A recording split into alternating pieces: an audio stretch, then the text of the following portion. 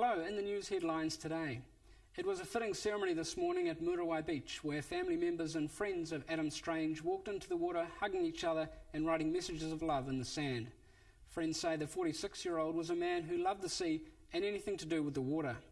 Murawai Lifeguard Service Chair Tim Jago says they are 99% certain it was a great white. Adam Strange had been swimming about 100 metres offshore when he was attacked by the shark, which was at least 3.5 metres long. Tim Jago says the word everyone's using to describe yesterday's event is surreal. Auckland's Murawai Beach will remain closed until Saturday. There's confirmation the PSA virus attacking New Zealand's kiwifruit vines came from China. University of Otago scientists have today published evidence that the strains first found in Tupuki in late 2010 originated in China. Fire crews attending a large blaze in the Marshland area north of Christchurch this afternoon. A fire communications spokesman says the large storage shed on Mills Road was on fire and 2 people suffered burns to the arms and legs. One of them has been taken to hospital.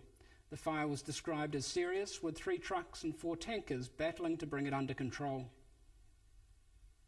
The sweeping changes being proposed for the Resource Management Act have been defended by the Environment Minister.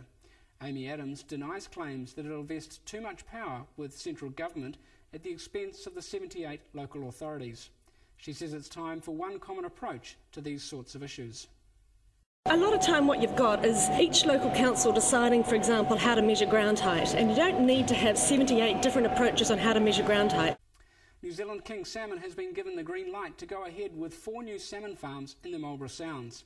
The Environmental Protection Agency approved 4 of the 9 farms that were applied for.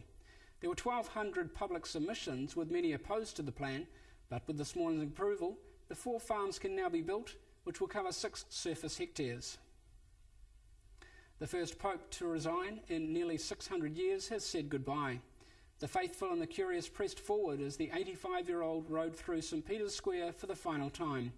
In his farewell before tens of thousands of people, Pope Benedict said he would continue to be part of the church in what he called a new way and asked the faithful to remember him. And in sports, Benji Marshall has expressed his disappointment at being demoted as captain of the Kiwis. Marshall's been stripped of the role just 9 months out from the Rugby League World Cup, with coach Stephen Kearney citing form as the main reason. The new captain will be revealed tomorrow, with Simon Mannering considered the front-runner.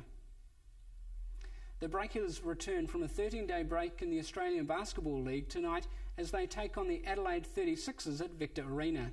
The 2-time defending champions are hot favourites, with tip-off at 7:30.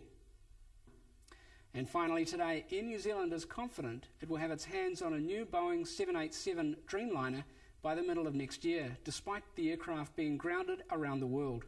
Our national carrier is on a high after posting $100 million profits at the first half of this financial year. CEO Christopher Luxon describes the aircraft as a game changer for the company. And that's your news for Thursday the 28th of February. Ka kite anō.